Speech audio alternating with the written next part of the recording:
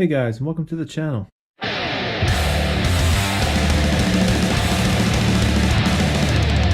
So about a week ago I picked up a GoPro Hero 7 and I wanted to give it a try. I wanted to see how the audio quality was and how the picture was when I post up to YouTube. So I thought I'd post up some different rigs, some different colors, just to give a good idea on what the video would look like. And I wanted to see how the voice and everything else came across. And if everything works out, this is actually pretty easy to shoot with.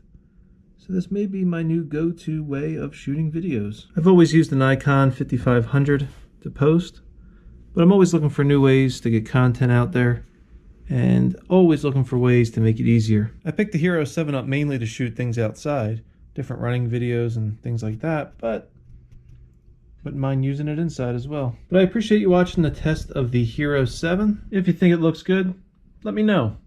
Hit the thumbs up. If you're not subscribed, consider subscribing. And I'll catch everybody on the next one. Have a great day.